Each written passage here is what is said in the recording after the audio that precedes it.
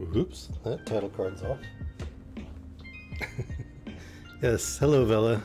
I was just pouring my tea, although clearly I am not awake enough to be pouring tea at the moment. Managed to singe my fingers just a touch.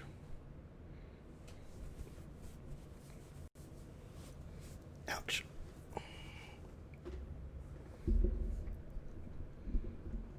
I didn't make a mess. I just slightly scalded my finger. It has been a day for injuring myself. I managed to bite my tongue in my sleep, so if I'm a little thick-tongued this evening, I apologize. I took some acetaminophen, so hopefully that'll let me speak normally, but it is it is a little bit painful. Hey, Storytime Sunny just hosted. That's awesome. I just discovered Storytime Sunny. I do a regular troll through Twitch looking for other Storytime streamers, and she popped up on my radar. Let's see if I can do the shout out thing. Apologize if I get this wrong.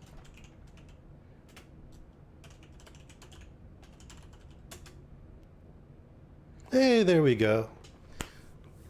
Welcome, Storytime. Or I suppose I should just call you Sunny, because we got Storytime Alley as well. She's another Storytime streamer. So, but welcome. I'm glad you were able to make it. We were just talking about how today has been a day for injuring myself through clumsiness and accidents. I managed to chew on my tongue in my sleep, and I just scalded one of my fingers pouring my tea. So, although I will say, Kana, my dog, Kana, was adorable this morning. So when I woke up the second time, I tried to be responsible. I truly did. I tried to be responsible. I was like, I'll go to bed early. It'll be great. I'll wake up full of energy, and I'll work on the stuff for my stream so everything will be ready. It'll be awesome. And yeah, I woke up before midnight, which was not super useful. So I stayed up for a little bit, did a little bit of correspondence, and then went back to bed. So when I woke up the second time, she is an Australian Shepherd and super adorable. If you've joined the Discord, which by the way, the Discord is now available. Yay! It is, there's a link in the About page. And if you type that command, it should pop up the link. Hey, Gecko, glad you could make it. Also, I clearly messed up the command, but it is on the Twitch page. I promise it works. We tested it, and there's a roll a sign bot, so you can let me know where you found out about the channel, and that way I can figure out what promotion works, what doesn't, that kind of thing. I am going to add a time code one for time zone, so that I can figure out where clusters of listeners are, and I can add new time slots for where maybe I'm underserving some people that would like to listen to Storytime, because I would love to be able to read to people from even more countries. We're at 12 right now, but I'd love to add some more. That's incredibly cool that there's so many people from so many different countries. It just floors me. But I was talking about Kana, my Australian Shepherd. So I woke up the second time, and I tossed the covers off, and I was kind of like, Argh. And the covers were much lumpier than I thought they would be. And I kind of turned and looked behind me, and there was just a paw sticking out. As it turned out, Kana had grabbed one of the pillows. I don't know if she stole it from me or if I had knocked it aside, and kind of rucked it up next to my head, and then laid her head on it and laid down so that she was laying with her back to mine. And when I tossed the covers off, they completely covered her, and there was just one little paw sticking out. And so I called her, and there was kind of a puppy grumbling noise. She does not like to wake up any more than I do. And she kind of emerges from the blankets and looks over at me and then flops over so that her head is on my chest and she's looking right at me, but she's laying upside down so her belly's out. And she lays there for just a second and then she snorts at me right in my face like, come on, I did the snuggles, now you do your job. Give me the belly rubs. So I had to give her belly rubs and scratches and stuff. But she's my cuddle buddy. She doesn't matter when I go to bed. And if I try to stay up too late, she'll come and she'll give me the look. Just give me and be like, come on, I'm tired. I won't go to bed without you, but I'm tired. And she'll actually lead me all the way through the house into the bed, which is incredibly cute. Little domineering, little bullying, but cute. Very cute. Yeah, she's super fluffy too. I think I posted a picture of her in the Fluffy Friends channel if you want to see. And I'll post more pictures. And I'm ordering a thing to do some green screen work because I'm going to make at least a couple of my GIFs Kana doing tricks if I don't screw it up too much. All of this stuff, as those who've listened before know, is very new to me, and I am not a graphic artist with computer stuff. It is not in my skill set. It just isn't. And yeah, but I'm going to try anyway, and we'll see how it goes. And maybe when we get follows, we'll start to see Kana doing spins and sits and other stuff. Yeah. It'll be cute. It'll be good. I hope it'll work. And if it doesn't, oh well. Anyway, so tonight we're reading something that's kind of topical. We're going to read The Masque of the Red Death by Edgar Allan Poe. And in this story, there is a plague stalking the land, a pandemic.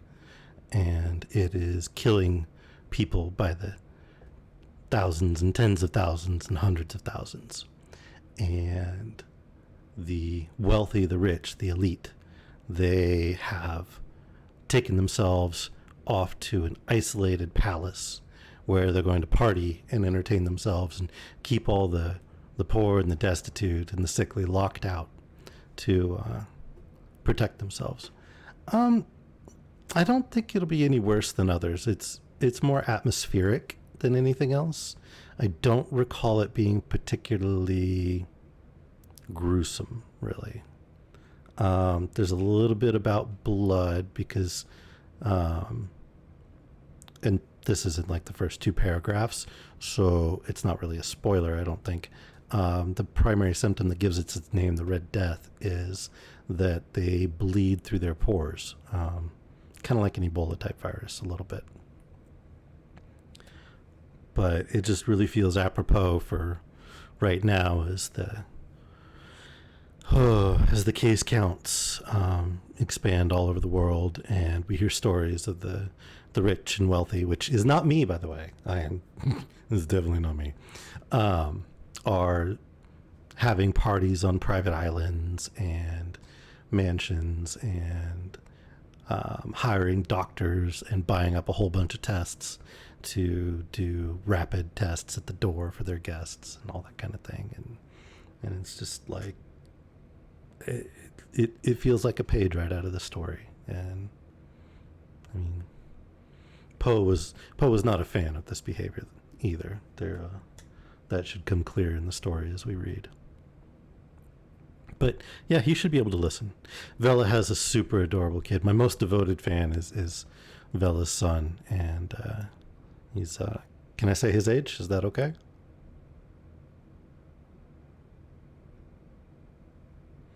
Yeah, he's 9 and super cute, and he'll post up in his pillow fort and listen to story time and on the stream, and tells all his friends about listening, and it's super cute.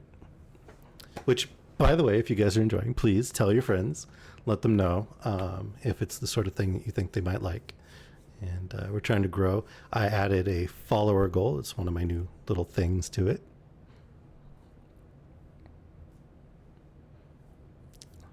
Oh, your notification? Weird.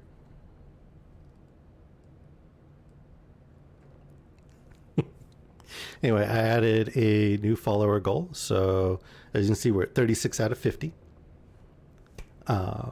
Hopefully by the end of the month, we can hit that 50 mark. Hey, and I bet that is Fella's son right there. Awesome. Thank you, Logie Bear. Thank you for the follow, bud. And thank you for being such an awesome fan. I really appreciate it. But yeah, this seemed like the right story for the moment. I think it's really sad that it's the right story for the moment, but the right story. Oh, and the table, the one that screamed at me last stream. So I heard back from the company, and apparently if it gets out of position, either because it's doing a lot of patterns with sharp turns, or if I have it moving too fast, which I did not have it moving too fast. It was like 25% of max speed. It can get out of position and then it yells at you really loud. And the fix is to power cycle it and then have it rehome and center itself again.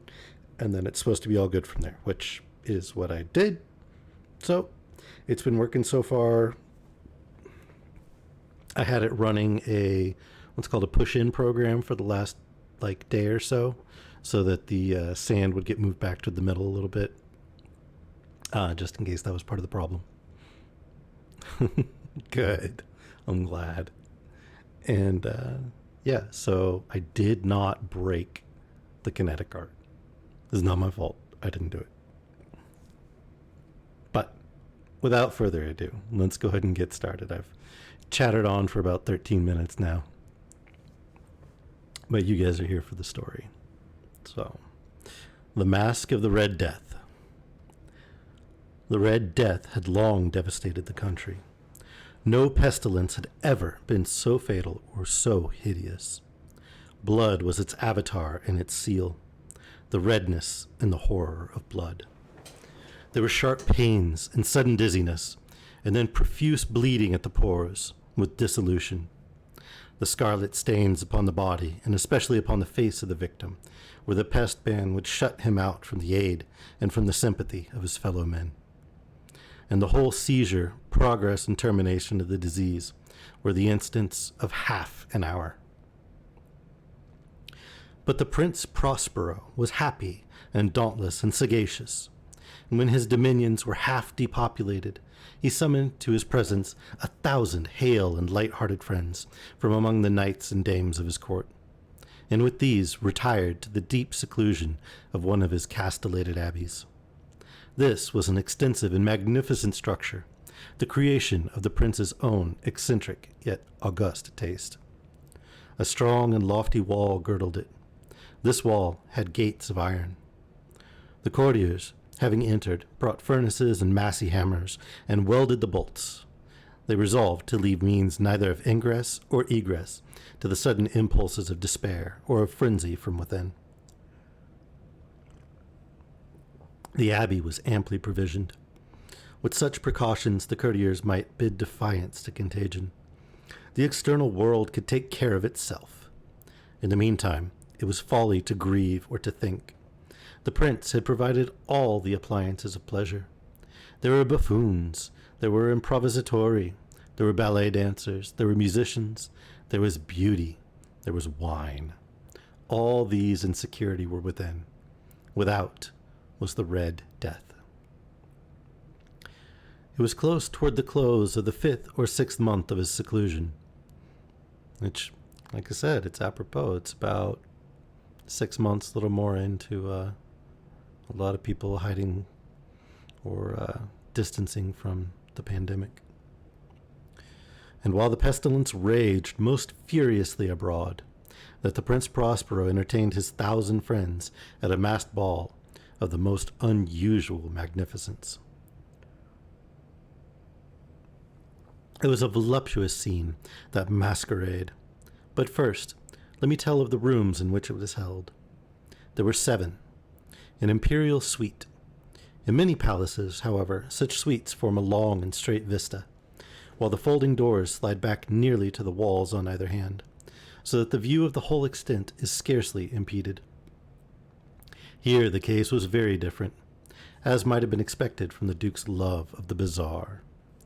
The apartments were so irregularly disposed that the vision embraced but little more than one at a time. There was a sharp turn at every 20 or 30 yards, and at each turn a novel effect. To the right and the left, in the middle of each wall, a tall and narrow Gothic window looked out upon a closed corridor which pursued the windings of the suite. These windows were of stained glass, whose color varied in accordance with the prevailing hue of the decorations of the chamber into which it opened.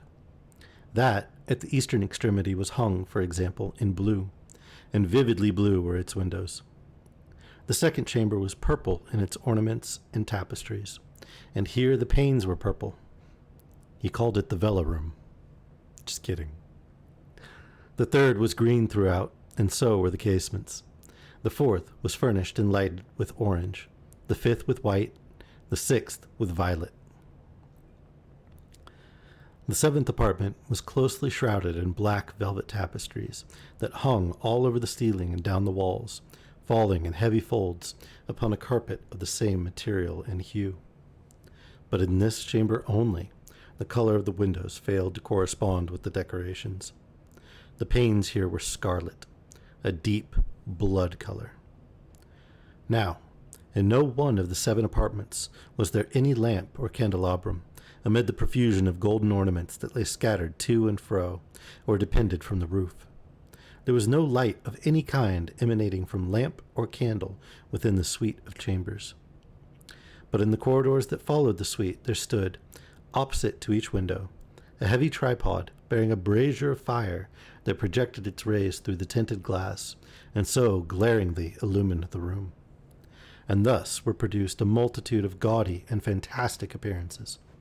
But in the western or black chamber, the effect of the firelight that streamed upon the dark hangings through the blood-tinted panes was ghastly in the extreme, and produced so wild a look upon the countenances of those who entered, that there were few of the company bold enough to set foot within its precincts at all. So basically, Prince Prospero was a gamer and had RGB displays through all of his dancing rooms. It was in this apartment also that there stood against the western wall a gigantic clock of ebony. Its pendulum swung to and fro with a dull, heavy, monotonous clang, and when the minute hand had made the circuit of the face, and the hour was to be stricken, there came from the brazen lungs of the clock a sound which was clear and loud and deep and exceedingly musical, but of so peculiar a note and emphasis that, at each lapse of an hour, the musicians of the orchestra were constrained to pause momentarily in their performance, to hearken to the sound, and thus the waltzers perforce ceased their evolutions, and there was a brief disconcert of the whole gay company. And while the chimes of the clock yet rang, it was observed that the giddiest grew pale, and the more aged and sedate passed their hands over their brows, as if in confused reverie or meditation. But when the echoes had fully ceased, a light laughter at once pervaded the assembly. The musicians looked at each other, and smiled as if at their own nervousness and folly, and made whispering vows, each to the other, that the next chiming of the clock should produce in them no similar emotion. And then, after the lapse of 60 minutes, which embrace 3,600 seconds of the time that flies, there came yet another chiming of the clock, and then were the same disconcert and tremulousness and meditation as before. But in spite of these things, it was a gay and magnificent revel. The tastes of the Duke were peculiar. He had a fine eye for colors and effects. He disregarded the decor of mere fashion. His plans were bold and fiery, and his conceptions glowed with barbaric luster. There are some who would have thought him mad. His followers felt that he was not. It was necessary to hear and see and touch him to be sure that he was not. He had directed, in great part, the movable embellishments of the 7 chambers, upon occasion of this great fete, and it was his own guiding taste which had given character to the masqueraders.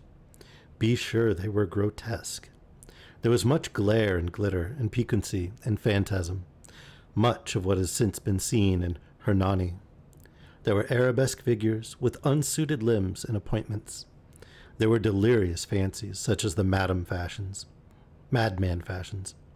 There were much of the beautiful, much of the wanton, much of the bizarre, something of the terrible, and not a little of that which might have excited disgust. To and fro in the 7 chambers there stalked, in fact, a multitude of dreams. And these, the dreams, writhed in and about, taking hue from the rooms and causing the wild music of the orchestra to seem as the echo of their steps. And anon there strikes the ebony clock which stands in the hall of the velvet. And then, for a moment, all is still, and all is silent, save the voice of the clock. The dreams are stiff frozen as they stand. But the echoes of the chime die away. They have endured but an instant, and a light, half-subdued laughter floats after them as they depart. And now again the music swells, and the dreams live and writhe to and fro more merrily than ever, taking hue from the many-tinted windows through which stream the rays from the tripods. But to the chamber which lies most westwardly of the 7, there are now none of the maskers who venture, for the night is waning away, and there flows a ruddier light through the blood-colored panes, and the blackness of the sable drapery appalls, and to him whose foot falls upon the sable carpet, there comes from the near clock of ebony a muffled peal more solemnly emphatic than any which reaches their ears who indulge in the more remote gaieties of the other apartments. But these other apartments were densely crowded, and in them beat feverishly the heart of life. And the revel went whirlingly on, until at length there commenced the sounding of midnight upon the clock. And then the music ceased, as I have told, and the evolution of the waltzers were quieted, and there was an uneasy sensation of all things as before. But now there were 12 strokes to be sounded by the bell of the clock, and thus it happened, perhaps, that more of thought crept, with more of time, into the meditations of the thoughtful among those who revelled. And thus, too, it happened, perhaps, that before the last echoes of the last chime had utterly sunk into silence, there were many individuals in the crowd who had found leisure to become aware of the presence of a masked figure which had arrested the attention of no single individual before. And the rumor of this new presence having spread itself whisperingly around, there arose at length from the whole company a buzz or murmur, expressive of disapprobation and surprise, then finally of terror, of horror, and of disgust. In an assembly of phantasms such as I have painted, it may well be supposed that no ordinary appearance could have excited such sensation. In truth, the masquerade license of the night was nearly unlimited, but the figure in question had out-Heroded Herod, and gone beyond the bounds of even the prince's indefinite decorum. There are chords in the hearts of the most reckless which cannot be touched without emotion, even with the utterly lost, to whom life and death are equally jests. There are matters of which no jest can be made. The whole company, indeed, seemed now deeply to feel that in the costume and bearing of the stranger neither wit nor propriety existed. The figure was tall and gaunt, and shrouded from head to foot in the habiliment of the grave. The mask which concealed the visage was made so nearly to resemble the countenance of a stiffened corpse that the closest scrutiny must have had difficulty in detecting the cheat. And yet all this might have been endured, if not approved by the mad revelers around. But the mummer had gone so far as to assume the type of the Red Death. His vesture was dabbled in blood, and his broad brow, with all the features of the face, was besprinkled with the scarlet horror. When the eyes of Prince Prospero fell upon this spectral image, which with a slow and solemn movement, as if more fully to sustain its role, stalked to and fro among the waltzers, he was seen to be convulsed, in the first moment with a strong shudder, either of terror or distaste, but in the next, his brow reddened with rage. "Who dares," he demanded hoarsely of the courtiers who stood near him, "who dares insult us with this blasphemous mockery? Seize him and unmask him, that we may know whom we have to hang at sunrise from the battlements." It was in the eastern, or blue chamber in which stood the Prince Prospero as he uttered these words.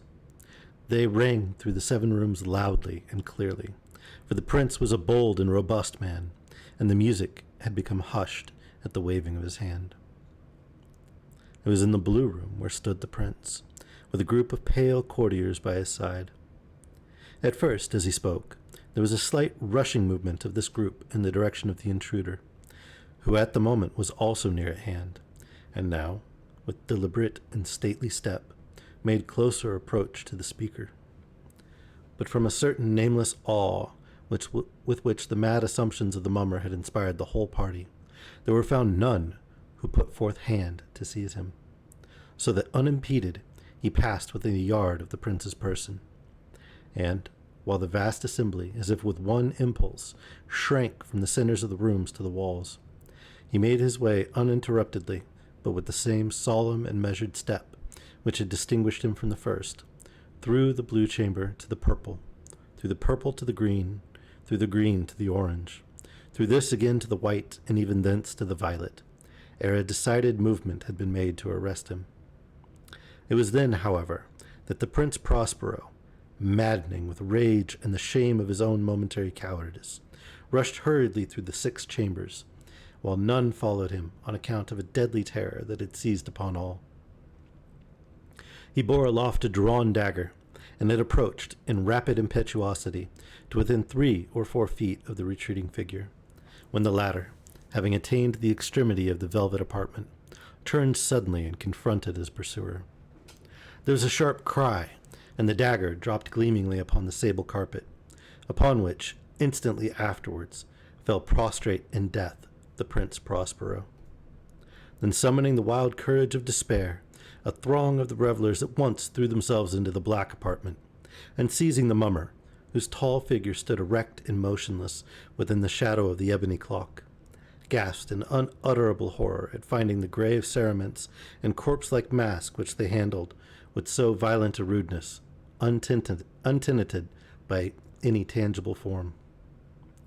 And now was acknowledged the presence of the Red Death.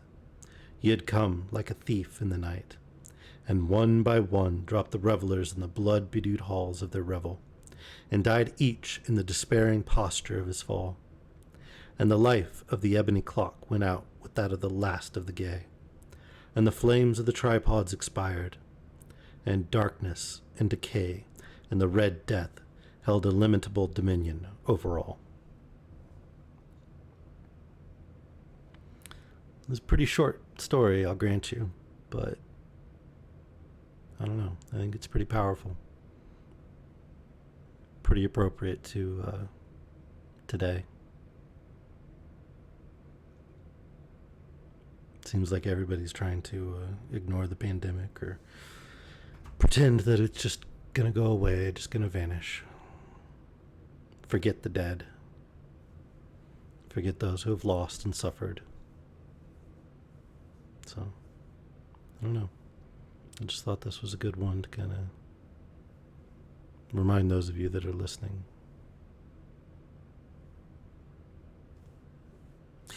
I grant you that's not maybe the chipperest and happiest of notes, but then again, this is Weird Fiction Friday, so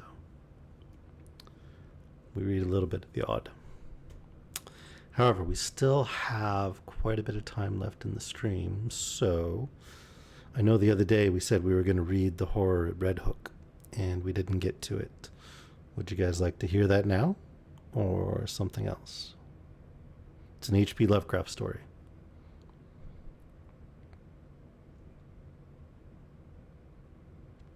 What do you guys think?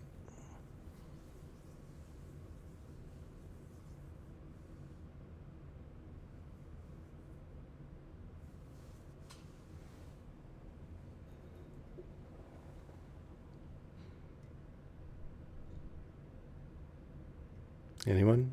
Anyone? Bueller? Bueller? Well, I mean, it's on the desk next to me. You'll actually hear me turning pages this time. It won't be a ebook.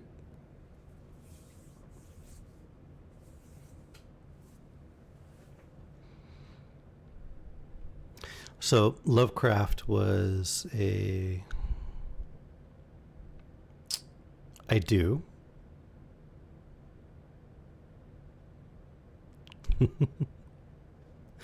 Well, I can read another Poe, the Cask for Panda, or we can read Lovecraft. See if I can set up a poll real quick.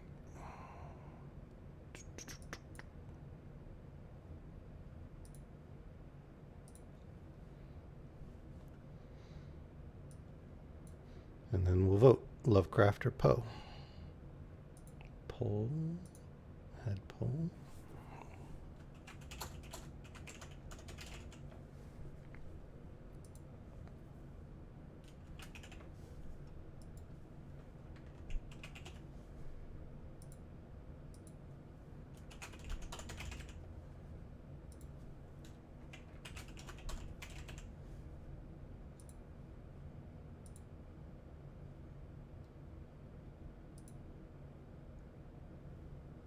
All right, there we go. Cast your vote. And we'll either read The Cask of Amontillado or we'll read The Horror at Red Hook, depending on what you want. The Cask would be Poe, the horror would be Lovecraft. And I'll give it just a couple minutes real quick.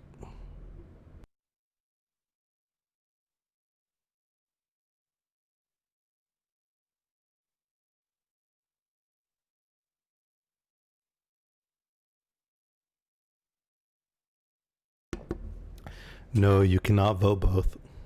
And you can't double vote either, Panda. Cheating cheater. I can promise you that I will eventually read both. And if we have enough time in the stream, I will read both this evening.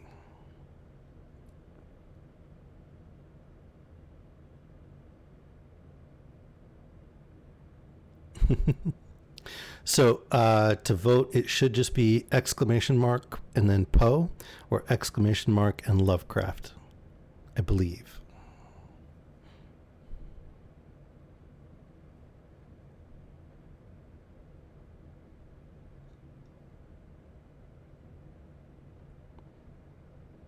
Oh, I'm sorry. Exclamation mark vote, exclamation mark Poe, or exclamation mark vote, exclamation mark Lovecraft. I'm sorry. This is still new to me. I've been doing this for 2 weeks now. So, or no, actually, I think I'm hitting 3 weeks. So 3 weeks. I've been streaming for 3 weeks, and this is the second poll that I've done.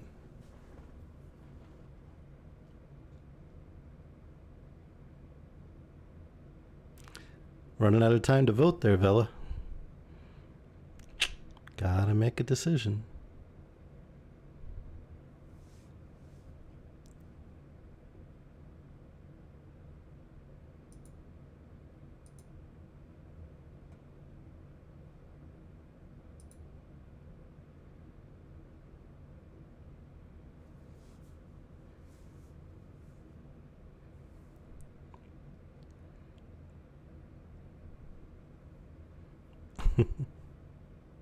Well, I've had a great streamer Yoda. Megster88 has been helping me out a lot. Normally she's in here. She's probably streaming right now.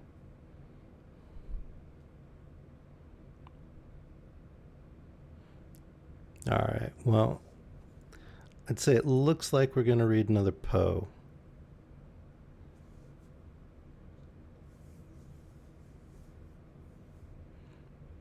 So I'm going to go ahead and close out the poll. And let me bring up the cask and we'll get started on that.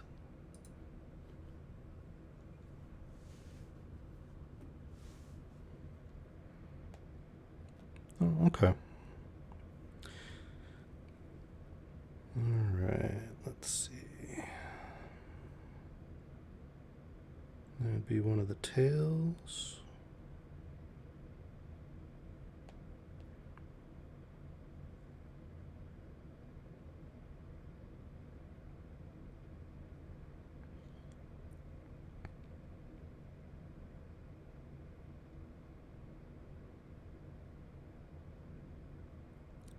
There we go. The cask of Amontillado. All right.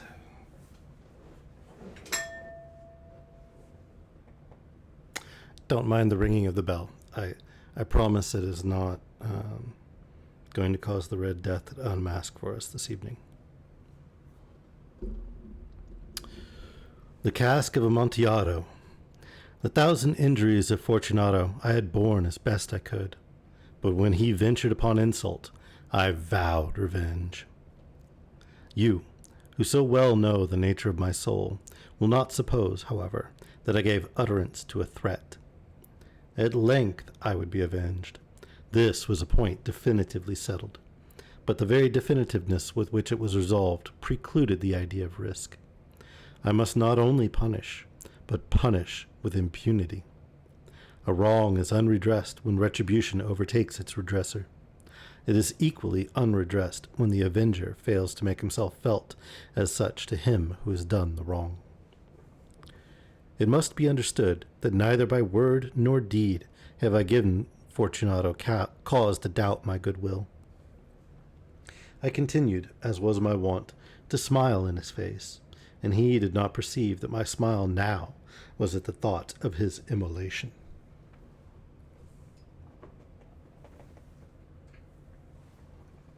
He had a weak point, this Fortunato, although in other regards he was a man to be respected and even feared. He prided himself on his connoisseurship in wine. Few Italians have the true virtuoso spirit. For the most part, their enthusiasm is adopted to suit the time and opportunity, to practice imposture upon the British and Austrian millionaires. In painting and gimmery, Fortunato, like his countrymen, was a quack, but in the matter of old wines he was sincere. In this respect I did not differ from him materially. I was skillful in the Italian vintages myself, and bought largely whenever I could. It was about dusk one evening, during the supreme madness of the carnival season, that I encountered my friend. He accosted me with excessive warmth, for he had been drinking much. The man wore motley. He had on a tight-fitting party-striped dress, and his head was surmounted by the conical cap and bells. I was so pleased to see him that I thought I should never have done wringing his hand. I said to him, "My dear Fortunato, you are luckily met. How remarkably well you are looking today. But I have received a pipe of what passes for Amontillado, and I have my doubts." "How?" said he. "Amontillado? A pipe? Impossible! And in the middle of the carnival?" "I have my doubts," I replied, "and I was silly enough to pay the full Amontillado price without consulting you in the matter.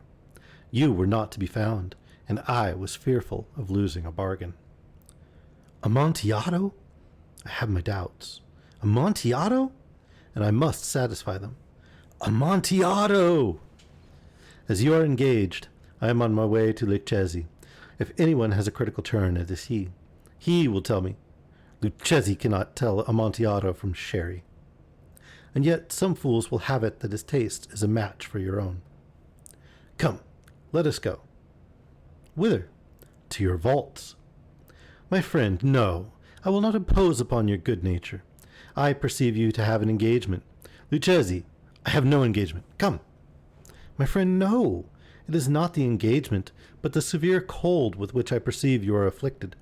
The vaults are insufferably damp. They are encrusted with nitre." "Let us go nevertheless. The cold is merely nothing. Amontillado, you have been imposed upon. And as for Lucchesi, he cannot distinguish sherry from Amontillado." Thus speaking, Fortunato possessed himself of my arm.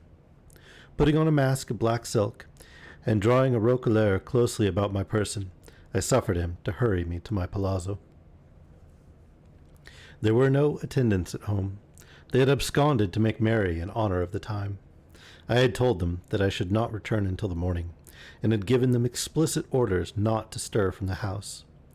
These orders were sufficient, I well knew, to ensure their immediate disappearance, one and all, as soon as my back was turned. I took from their sconces 2 flambeaux, and giving one to Fortunato, bowed him through several suites of rooms to the archway that led into the vaults. I passed down a long and winding staircase, requesting him to be cautious as he followed. We came at length to the foot of the descent, and stood together on the damp ground of the catacombs of the Montresors. The gait of my friend was unsteady, and the bells upon his cap jingled as he strode. "The pipe," said he.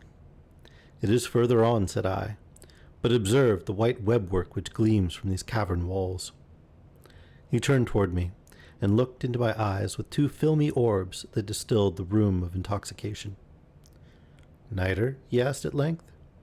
"Niter," I replied. "How long have you had that cough?"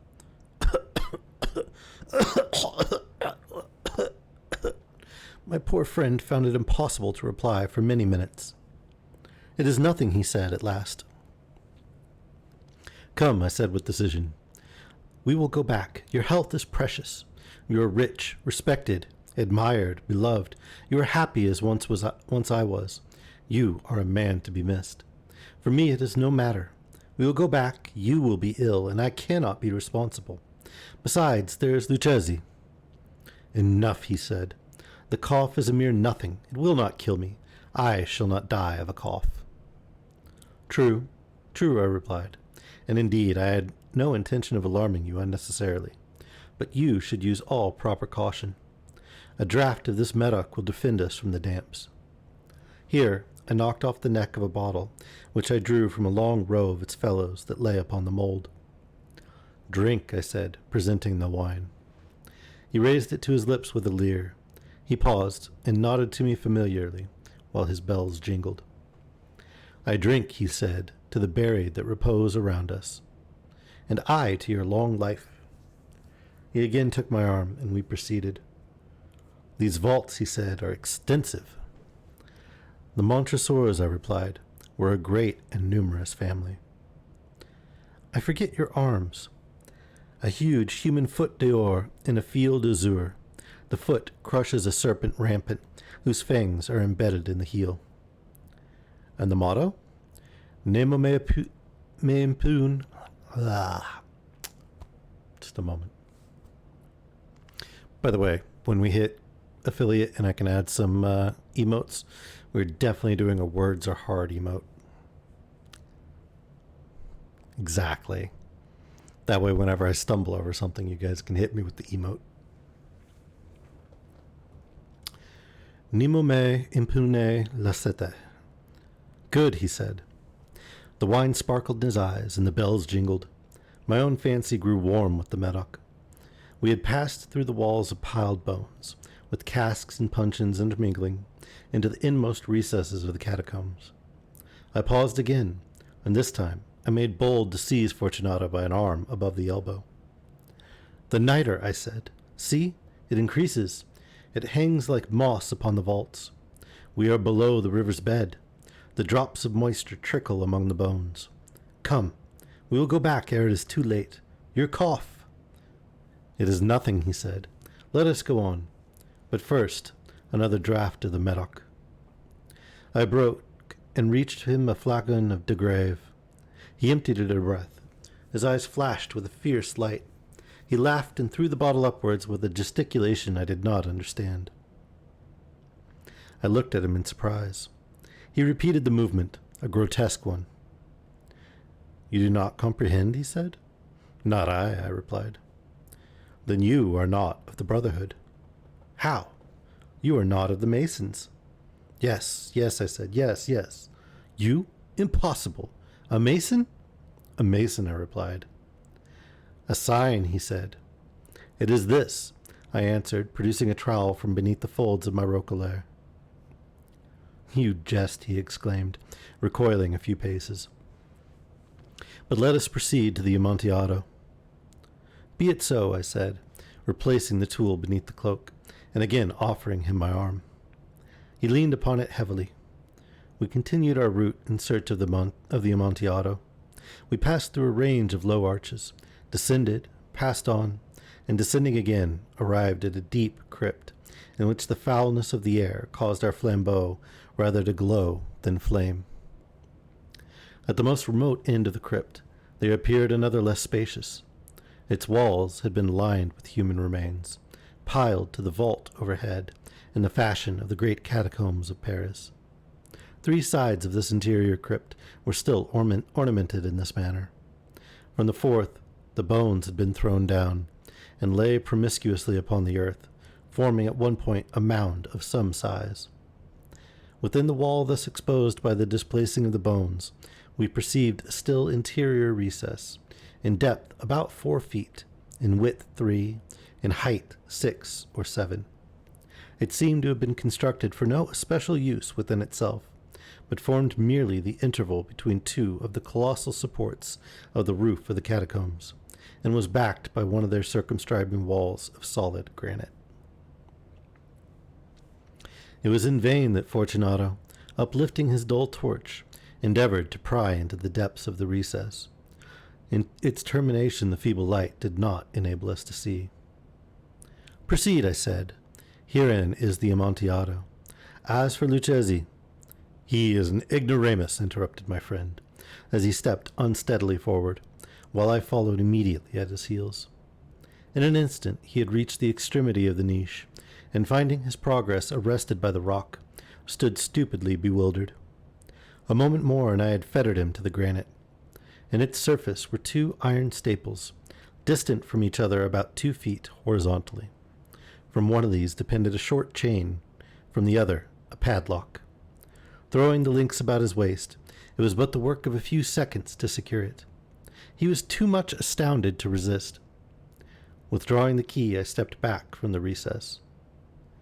Pass your hand, I said, over the wall. You cannot help feeling the niter. Indeed, it is very damp.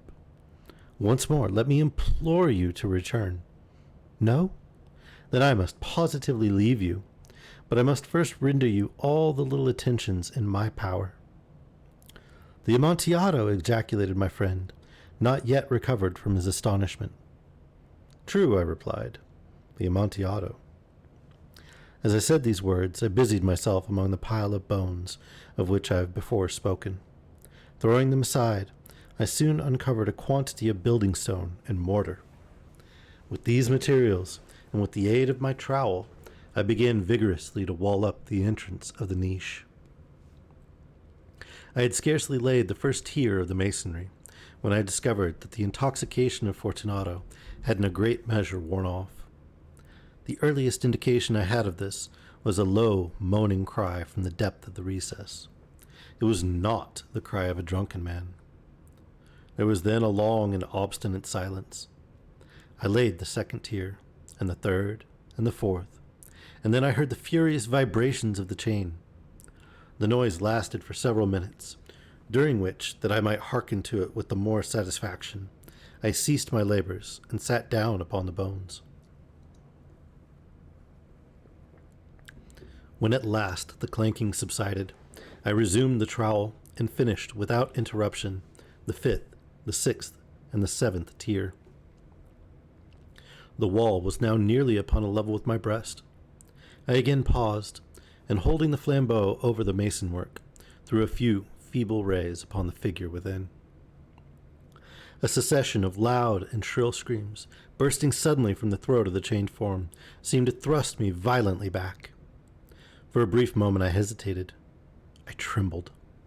Unsheathing my rapier, I began to grope with it about the recess, but the thought of an instant reassured me. I placed my hand upon the solid fabric of the catacombs, and felt satisfied. I reapproached the wall. I replied to the yells of him who clamored. I re-echoed. I aided. I surpassed them in volume and in strength. I did this, and the clamorer grew still. It was now midnight, and my task was drawing to a close. I had completed the 8th, the 9th, and the 10th tier. I had finished a portion of the last and the 11th. There remained but a single stone to be fitted and plastered in. I struggled with its weight. I placed it partially in its destined position. But now there came from out the niche a low laugh that erected the hairs upon my head. It was succeeded by a sad voice, which I had difficulty in recognizing as that of the noble Fortunato. The voice said, "Ha, ha, ha, he, he, a very good joke indeed. An excellent jest. We'll have many a rich laugh about it at the palazzo. He, he, over our wine, he, he." "The Amontillado," I said. He, yes, the Amontillado.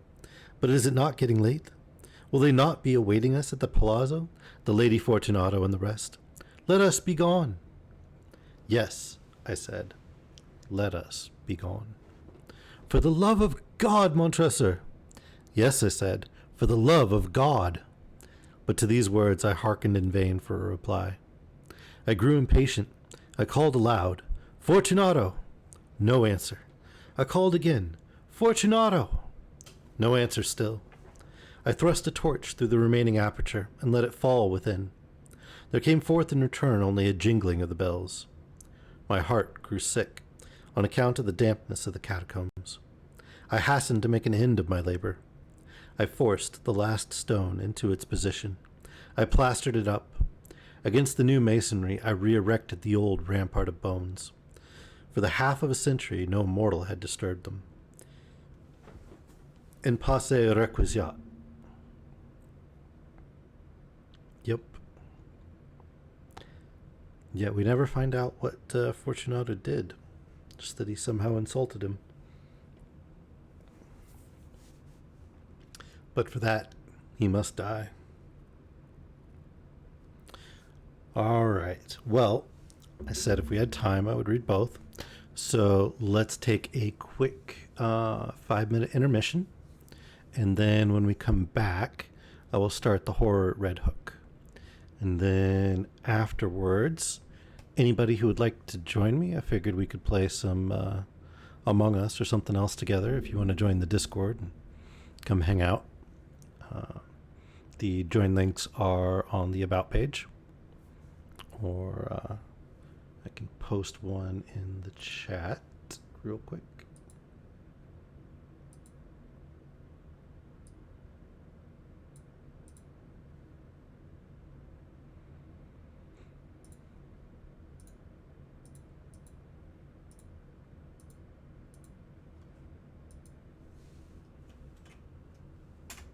There we go. Follow that link if you'd like to join the Bedtime Discord. You can give feedback on the channel, request stories to be read. It's also, once we hit affiliate, where I will be doing private readings for subscribers. And that's where I'll read more modern content. So if you'd like some books that are not public domain, I can do them if we do them in the Discord for subscribers. So that'll be one of the perks we'll be adding to the channel once we hit that 50 mark on the follows. So the sooner we hit that, the sooner we can read some newer books. There's a carve out for things like book clubs and bookstore readings and things like that that should apply to private readings in the Discord, so that we won't be violating copyright law. Cannot do it on the Twitch one or the Twitch recordings, though. So there will not be recordings. These will be a you make it or you miss it kind of a deal. So I'll try and schedule it for as many people as I can. And I may even do duplicate readings, live readings. So, but let's take that intermission. Hit the timer. All right. There we go. So, if you need to refill your tea like I'm about to do, or take a minute to join that Discord, please feel free. And that's where we'll gather after the stream and maybe play a game or two or something like that.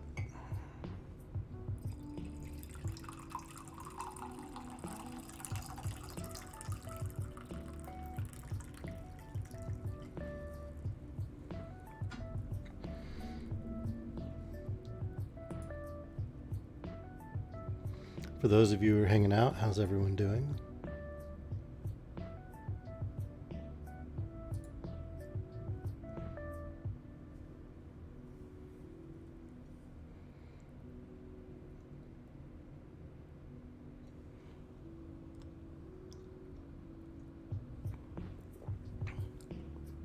Got two new names in here, Lurks and Commander Root, I believe. Hey, Logie Bear. So what'd you think of those the first Edgar Allan Poe stories you've heard?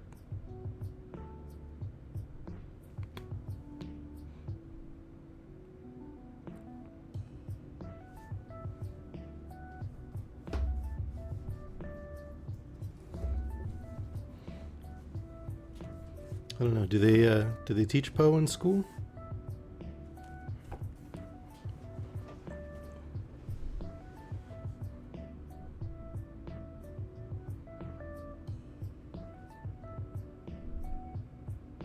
Not in his grade. Okay. Well, hey, you're ahead of the curve then, right?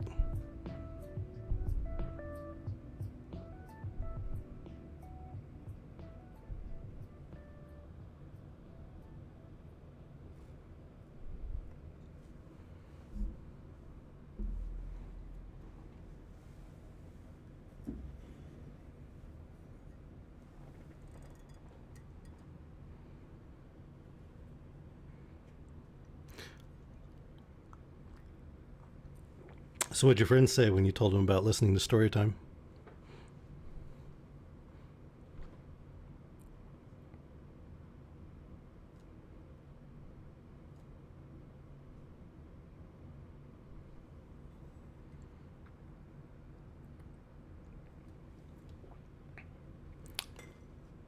Or are we being shy? Which is totally okay. Shy is completely okay.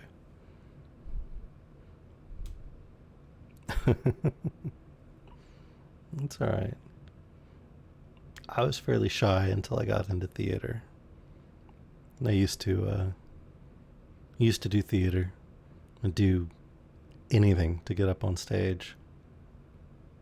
It was just a rush getting up on the boards. And it didn't matter whether it was stage crew or acting or a big part, a bit part, even just building sets.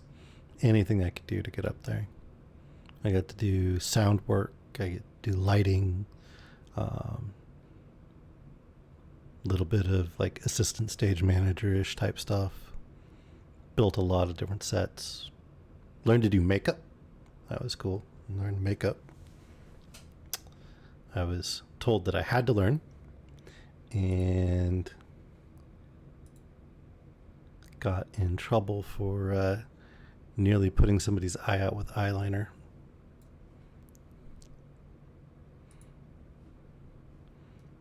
At which point I was told that I would get good at it or I would die, basically.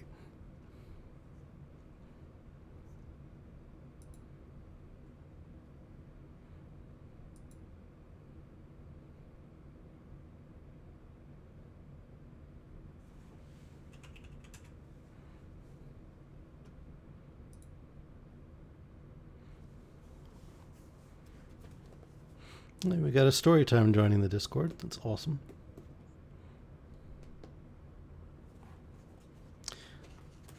And I've got the horror red hook ready to go. It's another relatively short one.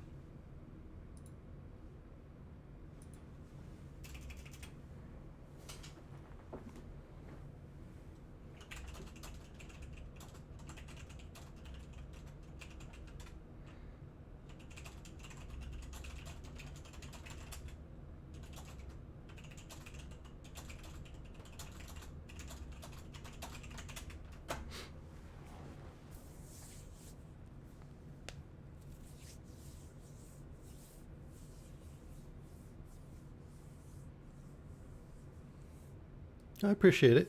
What'd you think so far? Did you enjoy it?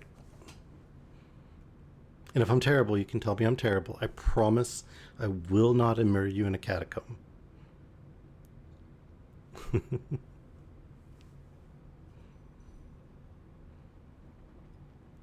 Hey, Nameless, welcome. We're just about to start the next story. Perfect timing.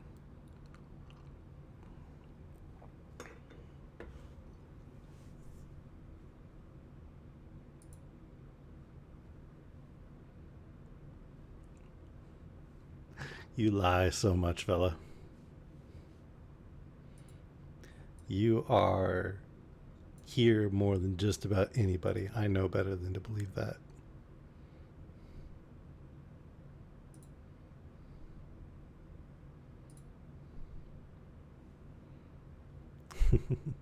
No, you're the number 2. Delogi Bear is number 1.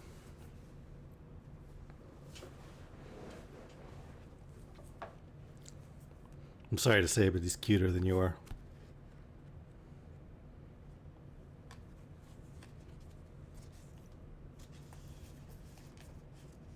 Little kids do have an advantage there.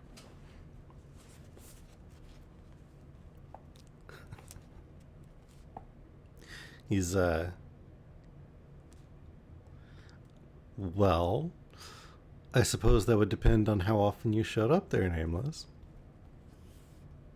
You haven't even joined the Discord yet. I mean, shame.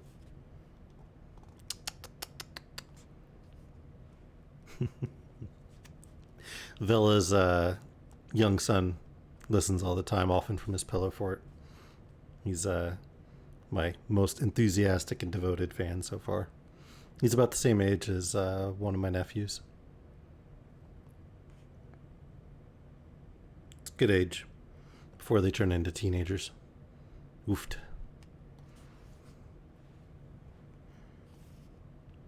Well, then you'll have to build a pillow fort. Gotta get that pillow fort upgrade. It's important.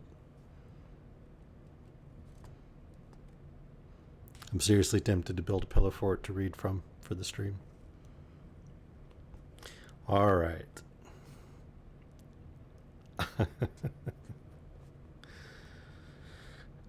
Well, at least you don't have a teenage daughter.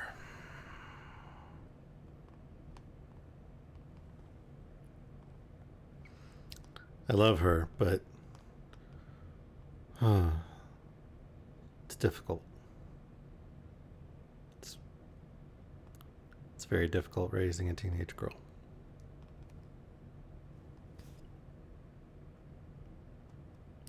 In any case,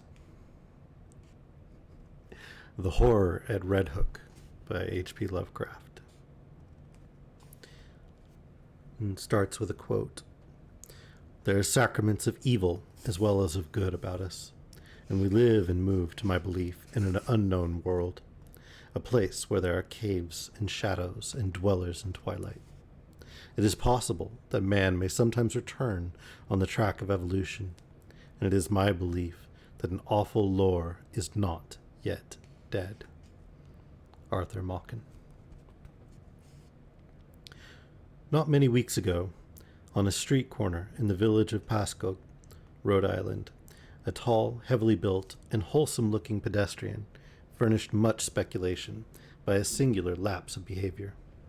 He had, it appears, been descending the hill by the road from Chepachet, and encountering the compact section, had turned to his left into the main thoroughfare, where several modest business blocks conveyed a touch of the urban. At this point, without visible provocation, he committed his astonishing lapse, staring queerly for a second at the tallest of the buildings before him, and then, with a series of terrified, hysterical shrieks, breaking into a frantic run, which ended in a stumble and fall at the next crossing. Picked up and dusted off by ready hands, he was found to be conscious, organically unhurt, and evidently cured of his sudden nervous... Sorry, I have hiccups. Of his sudden nervous attack. He muttered some shamefaced explanations involving a strain he had undergone, and with downcast glance turned back up the Chepachet road, trudging out of sight without once looking behind him. It was a strange incident to befall so large, robust, normal-featured, and capable-looking a man, and the strangeness was not lessened by the remarks of a bystander who had recognized him as the boarder of a well-known dairyman on the outskirts of Chepachet. He was, it developed, a New York police detective named Thomas F. Malone, now on a long leave of absence under medical treatment after some disproportionately arduous work on a gruesome local case which accident had made dramatic. There had been a collapse of several old brick buildings during a raid in which he had shared, and something about the wholesale loss of life, both of prisoners and of his companions, had peculiarly appalled him. As a result, he had acquired an acute and anomalous horror of any buildings even remotely suggesting the ones which had fallen in, so that in the end, mental specialists forbade him the sight of such things for an indefinite period. A police surgeon with relatives in Chepachet had put forward that quaint hamlet of wooden colonial houses as an ideal spot for the psychological convalescents, and thither the sufferer had gone, promising never to venture among the brick-lined streets of larger villages till duly advised by wound socket specialists with whom he was put in touch. This walk to Pascoag for magazines had been a mistake, and the patient had paid in fright, bruises, and humiliation for his disobedience. So much the gossips of Chepachet and Pascoag knew, and so much also the most learned specialists believed. But Malone had at first told the specialists much more, ceasing only when he saw that utter incredulity was his portion. Thereafter he held his peace, protesting not at all when it was generally agreed that the collapse of certain squalid brick houses in the Red Hook section of Brooklyn, and the consequent death of many brave officers, had unseated his nervous equilibrium. He had worked too hard, all said, in trying to clean up those nests of disorder and violence. Certain features were shocking enough in all conscience, and the unexpected tragedy was the last straw. This was a simple explanation, which everyone could understand, and because Malone was not a simple person, he perceived that he had better let it suffice. To hint to unimaginative people of a horror beyond all human conception, a horror of houses and blocks and cities leprous and cancerous, with evil dragged from elder worlds, would be merely to invite a padded cell instead of a restful rustification. And Malone was a man of sense, despite his mysticism. He had the Celt's far vision of weird and hidden things, but the logician's quick eye for the outwardly unconvincing, an amalgam which had led him far afield in the 42 years of his life, and set him in strange places for a Dublin University man born in a Georgian villa near Phoenix Park. And now, as he reviewed the things he had seen and felt and apprehended, Malone was content to keep unshared the secret of what could reduce a dauntless fighter to a quivering neurotic, what could make old brick slums and seas of dark, subtle faces a thing of nightmare and eldritch portent. It would not be the first time his sensations had been forced to hide uninterrupted, for was not his very act of plunging into the polyglot abyss of New York's underworld a freak beyond sensible explanation? What could he tell the prosaic of the antique witcheries and grotesque marvels discernible to sensitive eyes, amidst the poison cauldron where all the varied dregs of unwholesome ages mix their venom and perpetuate their obscene terrors? He had seen the hellish green flame of secret wonder in the blatant, evasive welter of outward greed and inward blasphemy, and had smiled gently when all the New Yorkers he knew scoffed at his experiment in police work. They had been very witty and cynical, deriding his fantastic pursuit of unknowable mysteries, and assuring him that in these days New York held nothing but cheapness and vulgarity. One of them had wagered him a heavy sum that he could not, despite many poignant things to his credit in the Dublin Review, even write a truly interesting story of New York lowlife. And now, looking back, he perceived that cosmic irony had justified the prophet's words, while secretly confuting their flippant meaning. The horror, as glimpsed at last, could not make a story, for like the book cited by Poe's German authority, as lascht sich nicht lesen, it does not permit itself to be read. To Malone, the sense of latent mystery in existence was always present.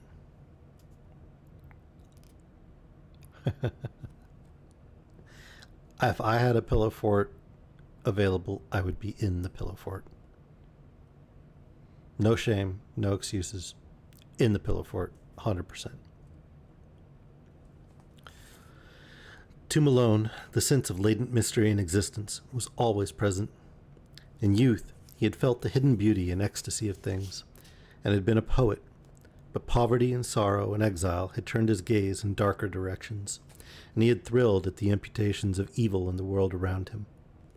Daily life had for him come to be a phantasmagoria of macabre shadow studies, now glittering and leering with concealed rottenness, as in Beersley's best manner, now hinting terrors behind the commonplace shapes and objects as in the subtler and less obvious work of Gustave Dore. He would often regard it as merciful that most persons of high intelligence jeer at the inmost mysteries. For, he argued, if superior minds were ever placed in fullest contact with the secrets preserved by ancient and lowly cults, the resultant abnormalities would soon not only wreck the world, but threaten the very integrity of the universe. All this reflection was no doubt morbid, but keen logic and a deep sense of humor ably offset it. Malone was satisfied to let his notions remain as half-spied and forbidden visions to be lightly played with, and hysteria came only when duty flung him into a hell of revelation too sudden and insidious to escape.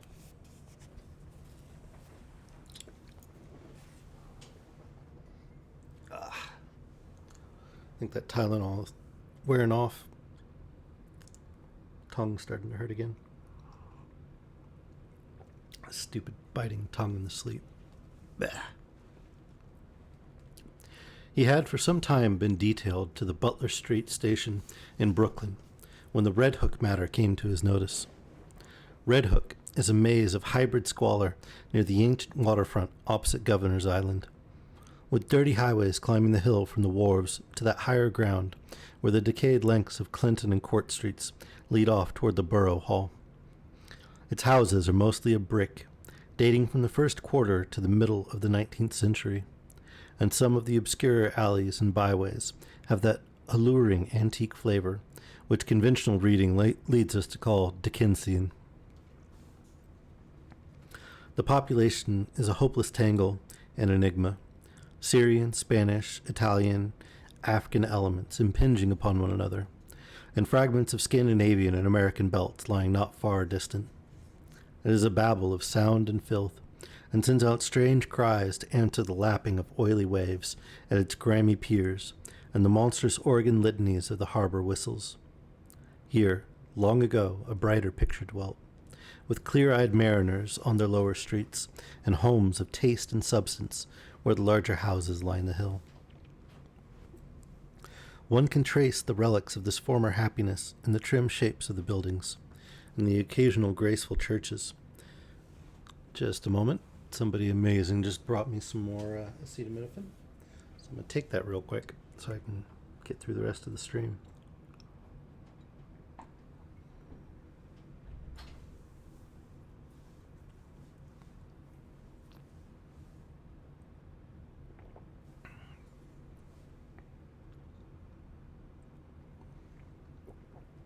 All right. Hopefully that kicks in pretty quick. One can trace the relics of this former happiness in the trim shapes of the buildings, in the occasional graceful churches, and the evidences of original art, and the background and bits of detail here and there. A worn flight of steps, a battered doorway, a wormy pair of decorative columns of pilasters, or a fragment of once green space with bent and rusted iron railing. The houses are generally in solid blocks, and now and then a many-windowed cupola arises to tell of days when the households of captains and shipowners watched the sea.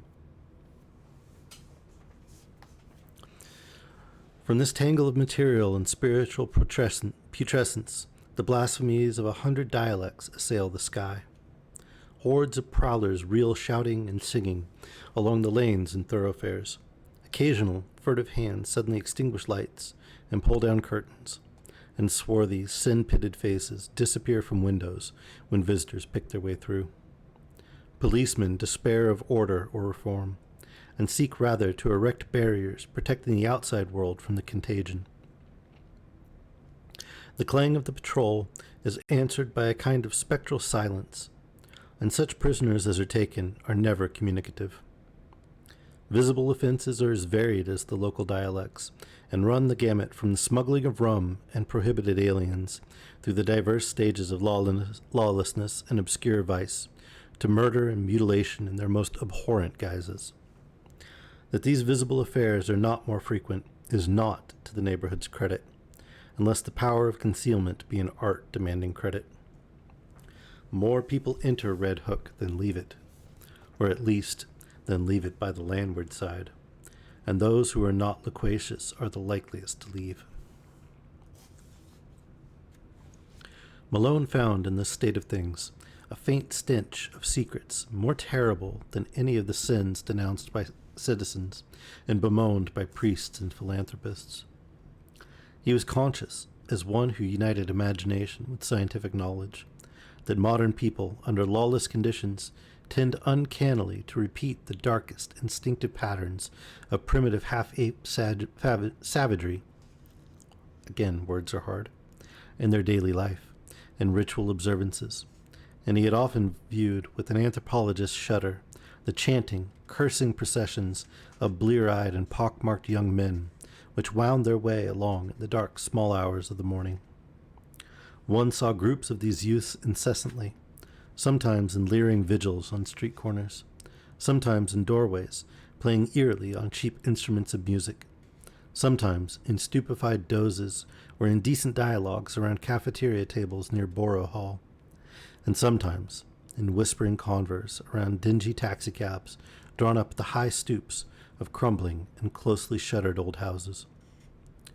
They chilled and fascinated him more than he dared confess to his associates on the force, for he seemed to see in them some monstrous thread of secret continuity, some fiendish, cryptical, and ancient pattern utterly beyond and below the sordid mass of facts and habits and haunts listed with such conscientious technical care by the police. They must be, he felt inwardly, the heirs of some shocking and primordial tradition, the sharers of debased and broken scraps from cults and ceremonies older than mankind. Their coherence and definitiveness suggested it, and it showed in the singular suspicion of order which lurked beneath their squalid disorder. He had not read in vain such treatises as Miss Murray's Witch Cult in Western Europe, and knew that up to recent years they had certainly survived among peasants and furtive folk, a frightful and clandestine symbol of assemblies, and orgies descended from dark religions antedating the Aryan world, and appearing in popular legends as black masses and witches' sabbats. That these hellish vestiges of old Turanian Asiatic magic and fertility cults were even now wholly dead, he could not for a moment suppose, and he frequently wondered how much older and how much blacker than the very worst of the muttered tales some of them might really be. It was the case of Robert Sudum which took Malone to the heart of things in Red Hook. Sudum was a lettered recluse of ancient Dutch family, possessed originally of barely independent means, and inhabiting the spacious but ill-preserved mansion which his grandfather had built in Flatbush, when that village was little more than a pleasant group of colonial cottages surrounding the steepled and ivy-clad Reformed church, with its iron-railed yard of Netherlandish gravestones.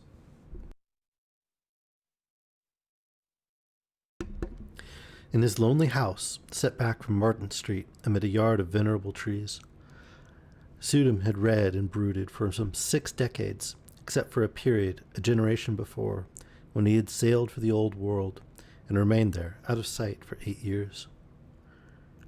He could afford no servants, and would admit,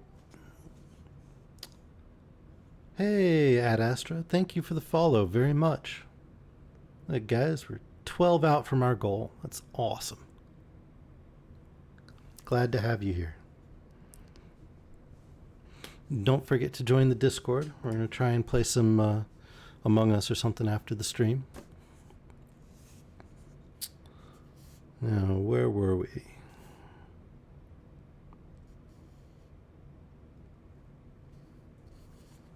He could afford no servants and would admit but few visitors to his absolute solitude, eschewing close friendships and receiving his rare acquaintances in one of the 3 ground-floor rooms which he kept in order.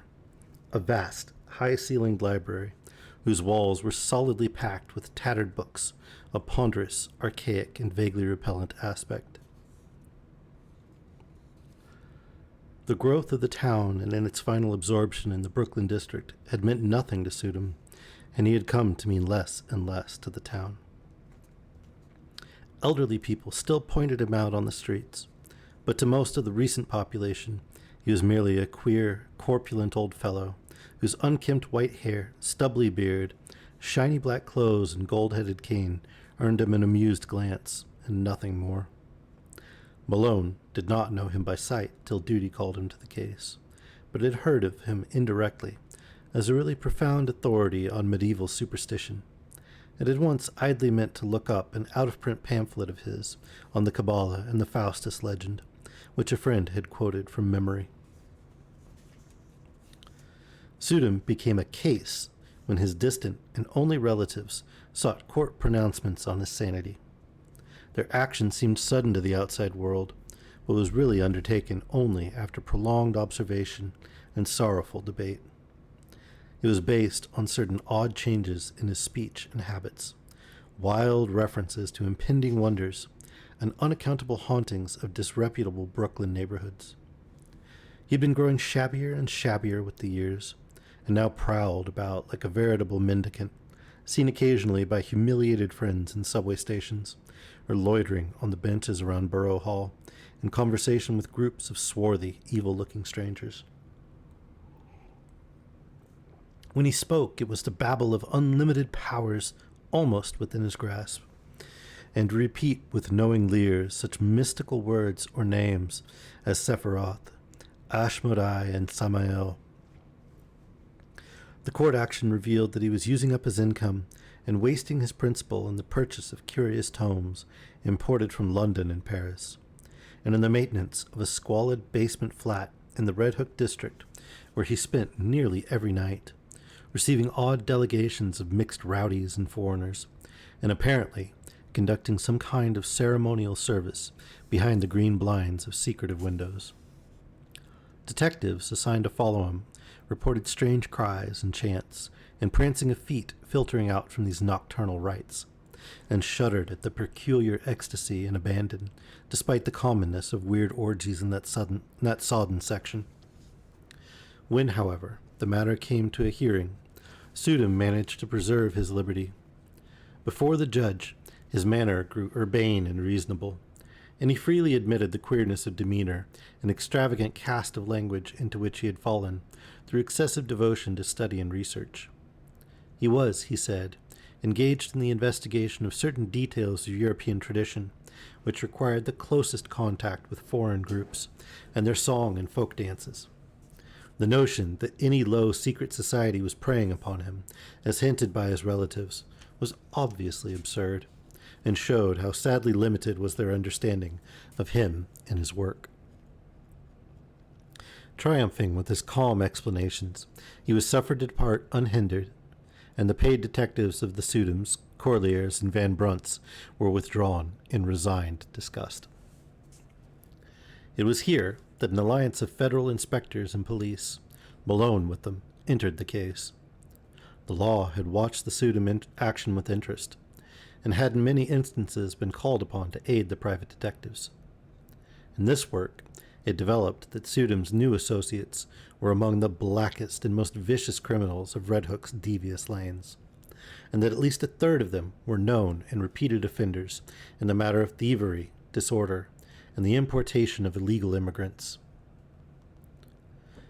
Indeed, it would not have been too much to say that the old scholar's particular circle coincided almost perfectly with the worst of the organized cliques which smuggled ashore a certain nameless and unclassified dregs wisely turned back by Ellis Island. In the teeming rookeries of Parker Place, since renamed, where Sudum had his basement flat, there had grown up a very unusual colony of unclassified folk who used the Arabic alphabet but were eloquently repudiated by the great mass of Syrians in and around Atlantic Avenue. They could all have been deported for lack of credentials, but legalism is slow-moving, and one does not disturb Red Hook unless publicity forces one to.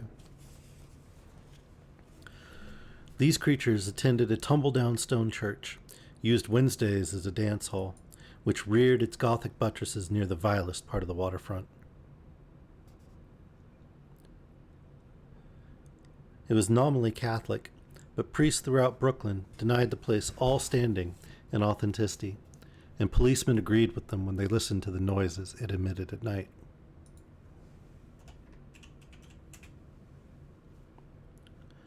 Malone used to fancy he heard terrible, cracked bass notes from a hidden organ far underground when the church stood empty and unlighted, whilst all observers dreaded the shrieking and drumming which accompanied the visible services. Sudum, when questioned, said he thought the ritual was some remnant of Nestorian Christianity tinctured with the shamanism of Tibet. Most of the people, he conjectured, were of Mongoloid stock, originating somewhere in or near Kurdistan, and Malone could not help recalling that Kurdistan is the land of the Yazidis, last survivors of the Persian devil worshippers.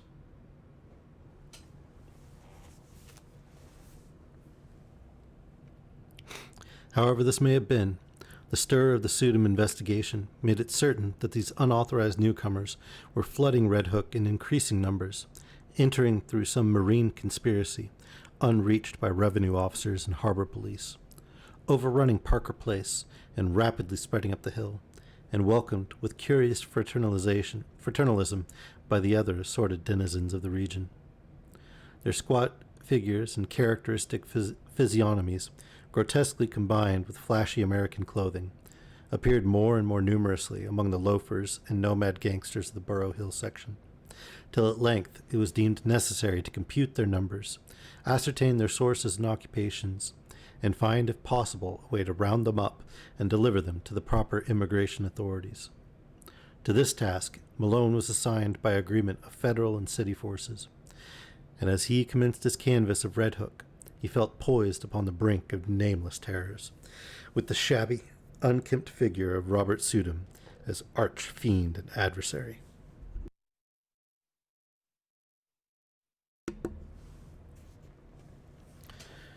Police methods are varied and ingenious. Malone, though unostentatious rambles, carefully casual conversations, well-timed offers of hip pocket liquor, and judicious dialogues with frightened prisoners, learned many isolated facts about the movement whose aspects had become so menacing. The newcomers were indeed Kurds, but of a dialect obscure and puzzling to exact philology.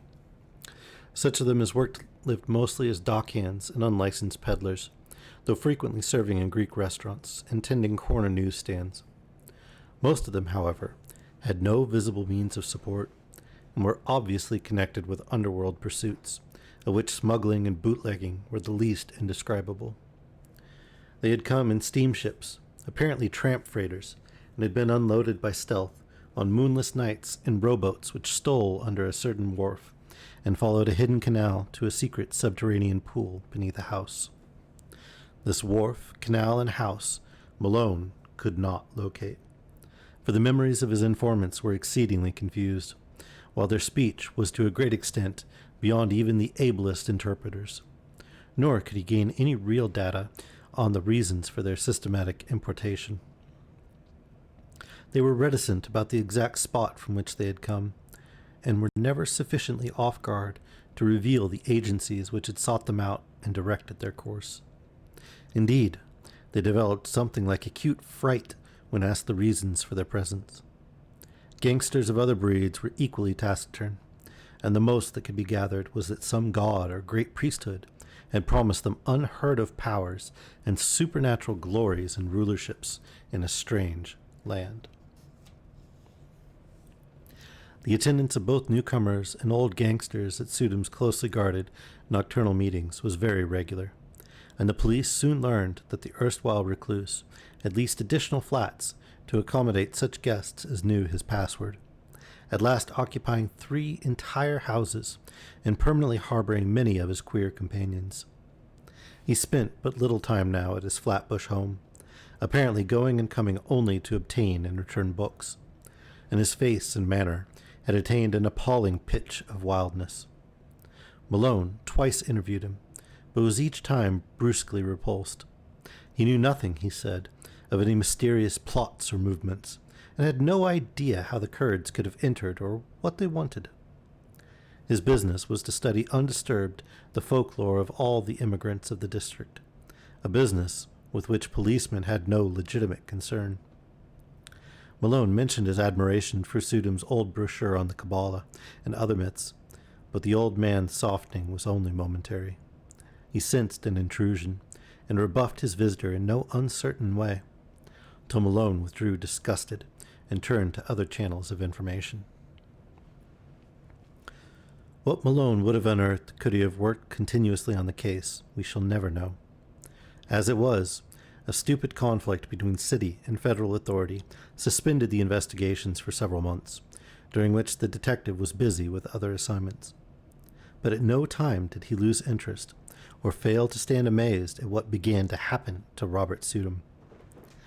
Just at the time when a wave of kidnappings and disappearances spread its excitement over New York, the unkempt scholar embarked upon a metamorphosis as startling as it was absurd.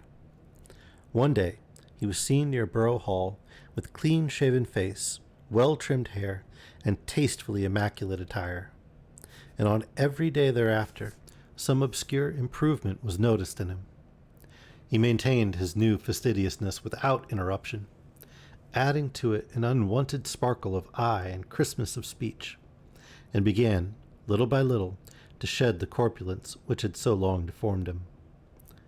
Now frequently taken for less than his age, he acquired an elasticity of step and buoyancy of demeanor to match the new tradition, and showed a curious darkening of the hair, which somehow did not suggest dye.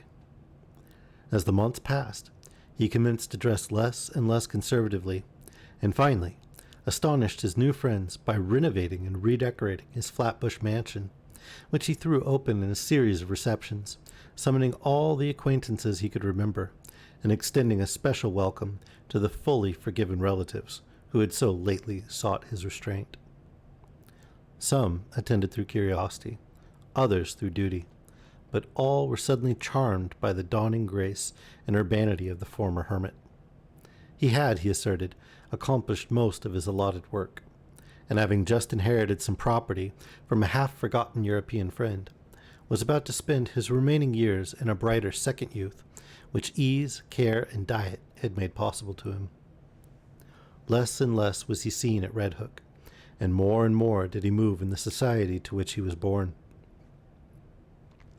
Police noted a tendency of the gangsters to congregate at the Old Stone Church and dance hall instead of at the basement flat in Parker Place, though the latter and its recent annexes still overflowed with noxious life. Then, 2 incidents occurred, wide enough apart, but both of intense interest in the case as Malone envisaged it. One was a quiet announcement in the Eagle of Robert Sudham's engagement to Miss Cornelia Garretson of Bayside, a young woman of excellent position and distantly related to the elderly bridegroom-elect, whilst the other was a raid on the dance hall church by city police, after a report that the face of a kidnapped child had been seen for a second at one of the basement windows. Malone had participated in this raid and studied the place with much care when inside. Nothing was found. In fact, the building was entirely deserted when visited, but the sensitive Celt was vaguely disturbed by many things about the interior. There were crudely painted panels he did not like, panels which depicted sacred faces with peculiarly worldly or sardonic expressions, and which occasionally took liberties that even a layman's sense of decorum could scarcely countenance. Then, too, he did not relish the Greek inscription on the wall above the pulpit, an ancient incantation which he had once stumbled upon in Dublin college days, and which read, literally translated, "O friend and companion of night, thou who rejoices in the baying of dogs and spilt blood, who wandered in the midst of shades among the tombs, who longest for blood and bringest terror to mortals, Gorgo, Mormo, thousand-faced moon, look favorably upon our sacrifices."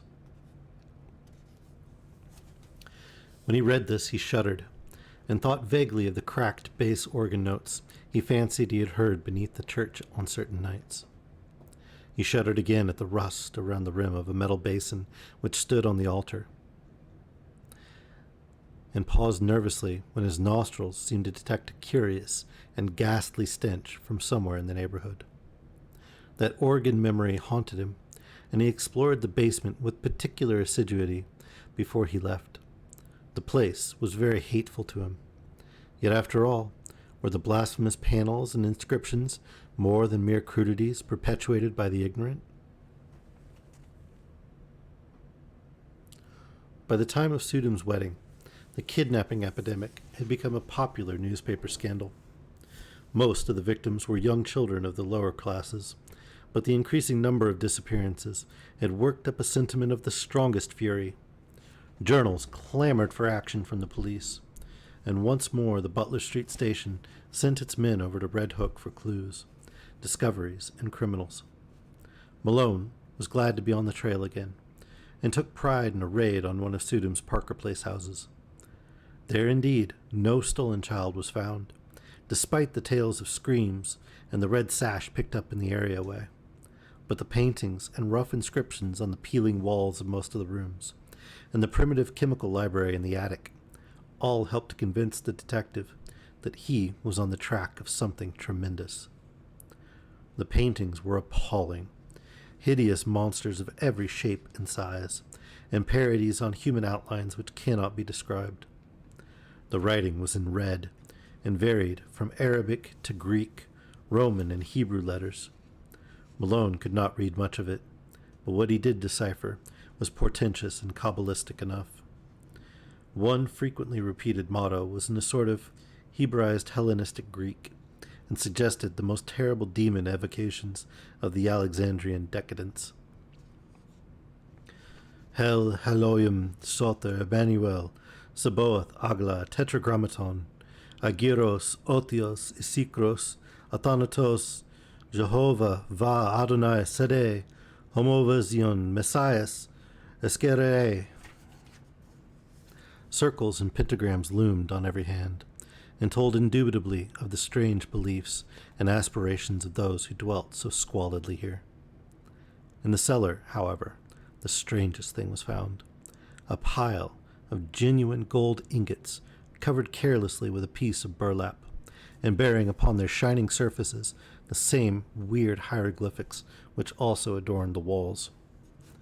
During the raid, the police encountered only a passive resistance from the people that swarmed from every door.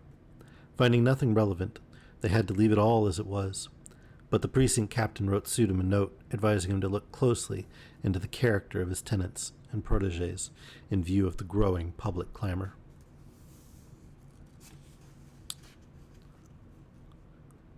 And I am somewhat editing as I read.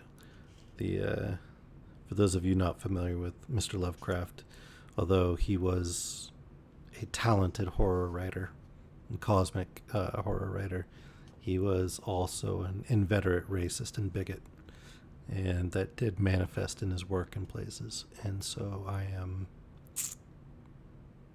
skipping over the worst of it. It's still present, but there are things that I don't wish to read.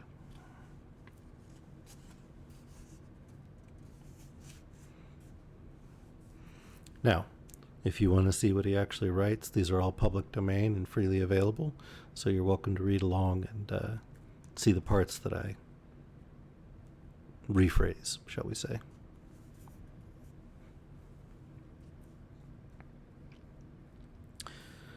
Then came the June wedding and the great sensation.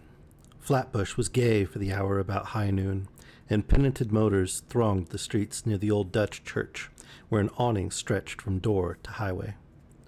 No local event ever surpassed the Sudum Garretson nuptials in tone and scale, and the party which escorted the bride and groom to the Cunard Pier was, if not exactly the smartest, at least a solid page from the social register. At 5 o'clock adieux were waved, and the ponderous liner edged away from the long pier, slowly turned its nose seaward, discarded its tug, and headed for the widening water spaces that led to old world wonders. By night, the outer harbor was cleared, and the late passengers watched the stars twinkling above an unpolluted ocean. Whether the tramp steamer or the scream was first to gain attention, no one can say. Probably they were simultaneous, but it is of no use to calculate. The scream came from the Sudum stateroom, and the sailor who broke down the door could perhaps have told frightful things if he had not forthwith gone completely mad. As it is, he shrieked more loudly than the first victims, and thereafter ran simpering about the vessel till caught and put in irons. The ship's doctor, who entered the stateroom and turned on the lights a moment later, did not go mad, but told nobody what he saw till afterward, when he corresponded with Malone and Chepachet. It was murder, strangulation, but one need not say that the claw mark on Miss Sudum's throat could not have come from her husband's or any other human hand, or that upon the white wall there flickered for an instant in hateful red a legend, which later copied from memory seemed to have been nothing less than the fearsome Chaldee letters of the word Lilith. One need not mention these things because they vanished so quickly. As for Sudum, one could at least bar others from the room until one knew what to think oneself. The doctor had distinctly assured Malone that he did not see it. The open porthole, just before he turned on the lights, was clouded for a second with a certain phosphorescence, and for a moment there seemed to echo in the night outside the suggestion of a faint and hellish tittering, but no real outline met the eye. As proof, the doctor points to his continued sanity. Then the tramp steamer claimed all attention. A boat put off, and a horde of swart, insolent ruffians in officer's dress swarmed aboard the temporarily halted Cunarder. They wanted Sudum or his body. They had known of his trip, and for certain reasons were sure he would die.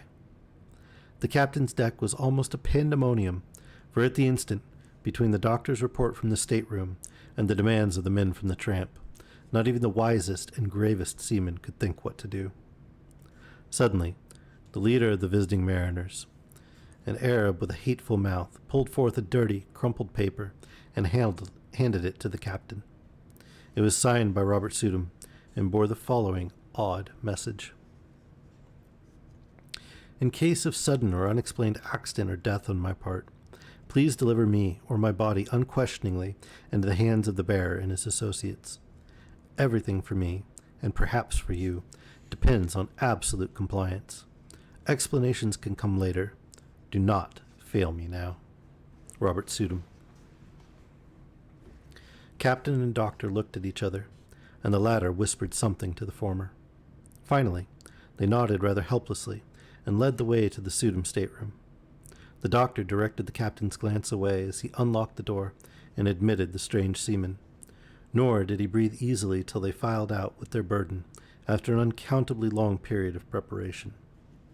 It was wrapped in bedding from the berths, and the doctor was glad that the outlines were not very revealing. Somehow the men got the thing over the side and away to their tramp steamer without uncovering it.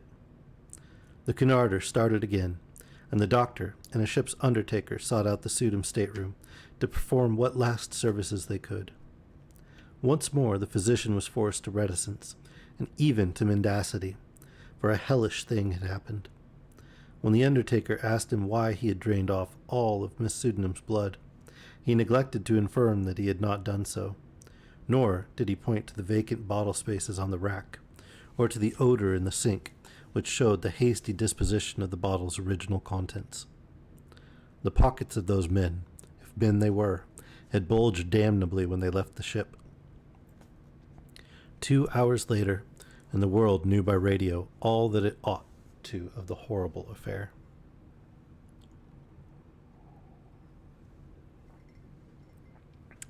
That same June evening, without having heard a word from the sea, Malone was desperately busy among the alleys of Red Hook. A sudden stir seemed to permeate the place, and if apprised by grapevine telegraph of something singular, the denizens clustered expectantly around the dance hall church and the houses in Parker Place. 3 children had just disappeared. Norwegians from the streets toward Gowanus, and there were rumors of a mob forming among the sturdy Vikings of that section.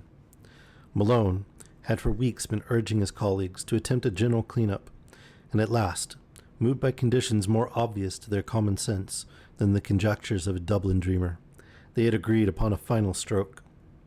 The unrest and menace of this evening had been the deciding factor, and just about midnight, a raiding party, recruited from 3 stations, descended upon Parker Place and its environs. Doors were battered in, stragglers arrested, and candle-lighted rooms forced to disgorge unbelievable throngs of foreigners in figured robes, mitres, and other inexplicable devices. Much was lost in the melee, for objects were thrown hastily down unexpected shafts, and betraying odors deadened by the sudden kindling of pungent incense. But spattered blood was everywhere, and Malone shuddered whenever he saw a brazier or altar from which the smoke was still rising. He wanted to be in several places at once, and decided on Sudan's basement flat only after a messenger had reported the complete emptiness of the dilapidated dance hall church. The flat, he thought, must hold some clue to a cult of which the occult scholar had so obviously become the center and leader.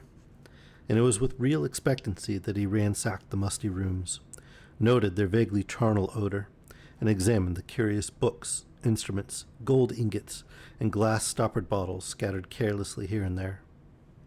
Once, a lean black and white cat edged between his feet and tripped him, overturning at the same time a beaker half full of red liquid. The shock was severe, and to this day Malone is not certain of what he saw. But in dreams he still pictures that cat as it scuttled away with certain monstrous alterations and peculiarities. Then came the locked cellar door, and the search for something to break it down.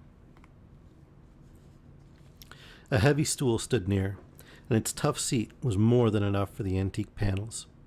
A crack formed and enlarged, and the whole door gave way, but from the other side, whence poured a howling tumult of ice-cold wind with all the stenches of the bottomless pit, and whence reached a sucking force not of earth or heaven, which, coiling sentiently about the paralyzed detective, dragged him through the aperture and down unmeasured spaces filled with whispers and wails and gusts of mocking laughter.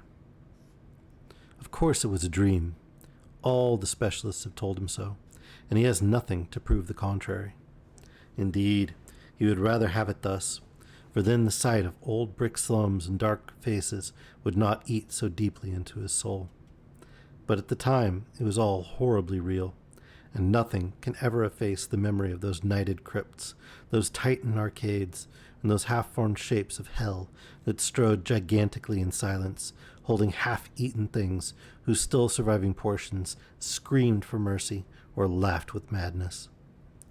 Odors of incense and corruption joined in sickening concert, and the black air was alive with the cloudy, semi-visible bulk of shapeless elemental things with eyes.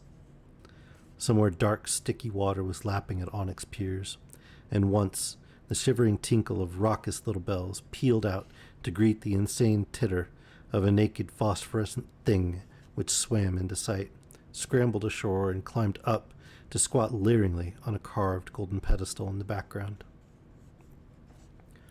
Avenues of limitless night seemed to radiate in every direction, till one might fancy that here lay the root of a contagion destined to sicken and swallow cities, and engulf nations in the fetter of hybrid pestilence. Here cosmic sin had entered, and festered by unhallowed rites had commenced the grinning march of death that was to rot us all to fungus abnormalities too hideous for the grave's holding. Satan held here his Babylonish court, and in the presence of stainless childhood the leprous limbs of phosphorescent Lilith were laved. Incubi and succubi howled praise to Hecate, and headless mooncalves bleated to the magma mater. Goats leaped to the sound of thin accursed flutes, and Egyptians chased endlessly after misshapen fawns over rocks twisted like swollen toads. Moloch and Ashtaroth were not absent, for in this quintessence of all damnation the bounds of consciousness were let down, and man's fancy lay open to the vistas of every realm of horror and every forbidden dimension that evil had power to mold. The world and nature were helpless against such assaults from unsealed wells of night, nor could any sign or prayer check the Walpurgis riot of horror which had come when a sage with the hateful key had stumbled on a hoard with the locked and brimming coffer of transmitted demon lore. Suddenly, a ray of physical light shot through these phantasms, and Malone heard the sound of oars amidst the blasphemies of things that should be dead. A boat, with a lantern in its prow, darted into sight, made fast to an iron ring in the slimy stone pier, and vomited forth several men bearing a long burden, swathed in bedding. They took it to the naked phosphorescent thing on the carved golden pedestal, and the thing tittered and pawed at the bedding.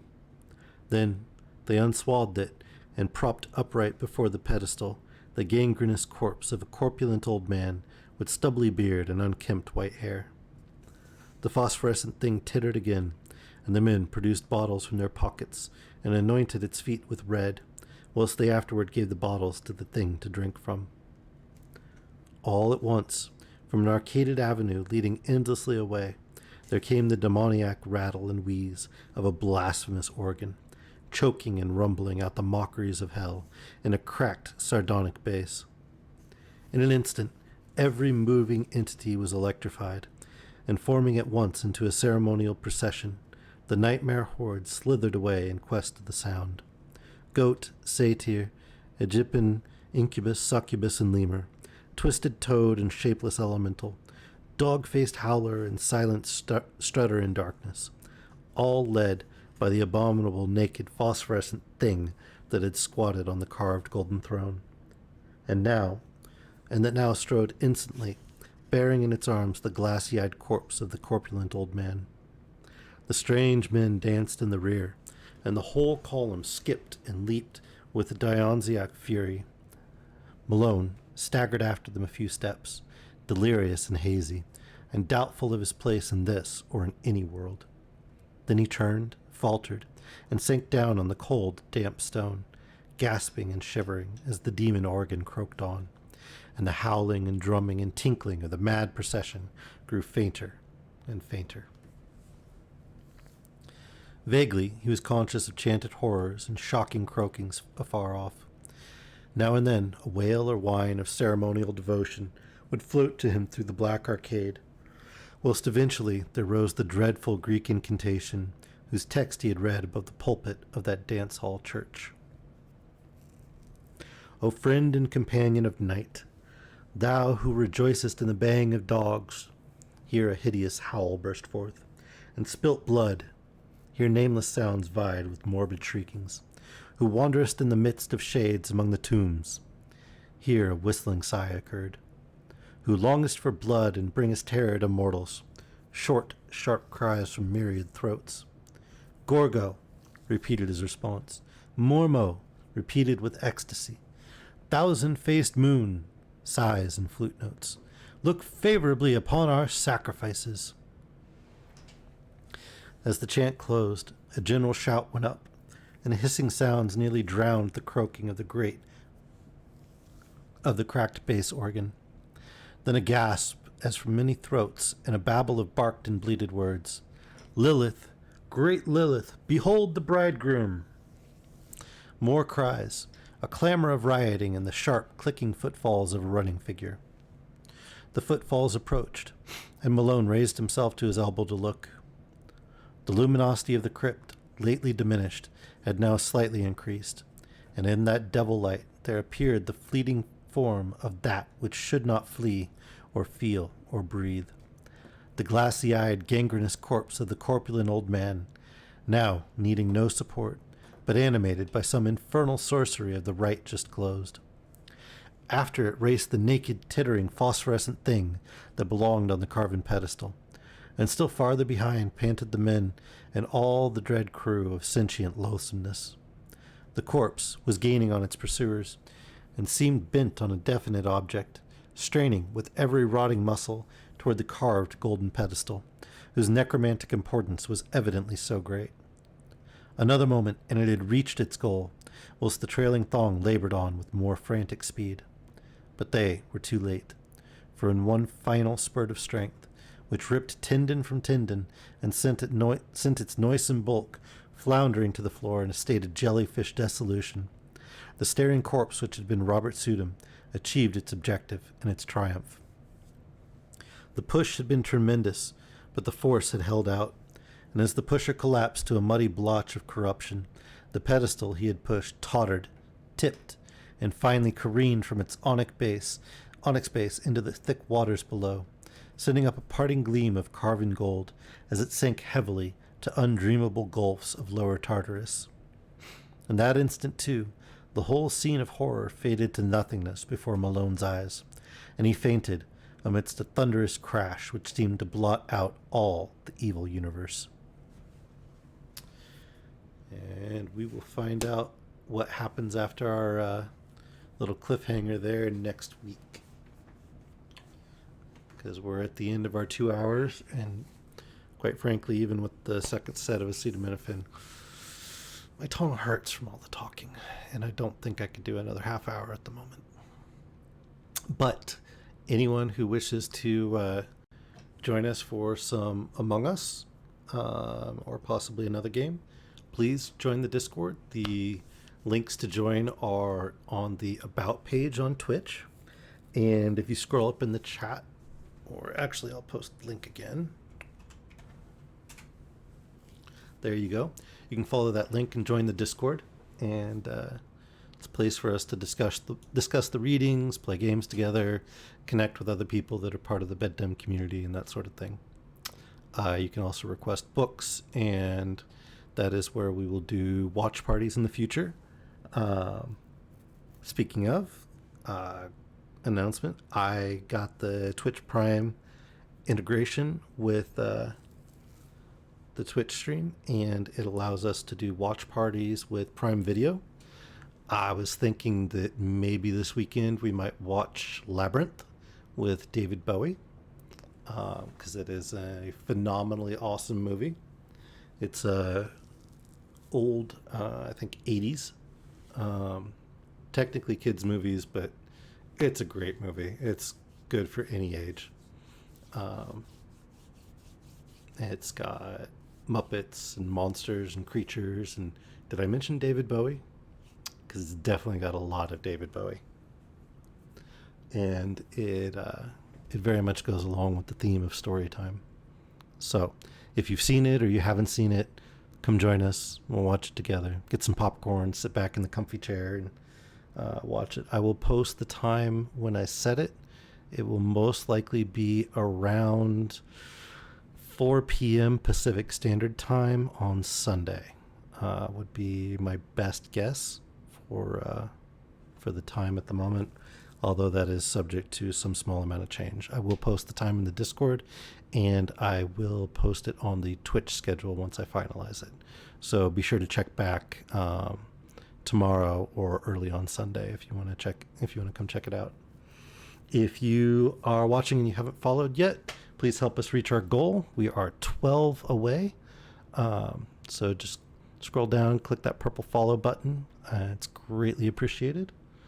Once we do that, we'll unlock some more integrations, some emotes and that sort of thing, other fun stuff. And yeah, thank you so much for coming and joining me for story time. I really appreciate it. And thank you again to all our new viewers. Really, really good to have you here. I think since we're going to do some gaming, I am not going to raid this time.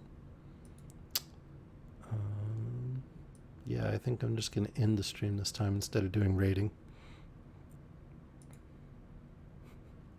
But pop into the Discord. I'm going to jump into the gaming channel in the Discord. You're welcome to join me. And look forward to playing some games with all of you. All right. Have an excellent evening. Thank you for coming for bedtime. And good night.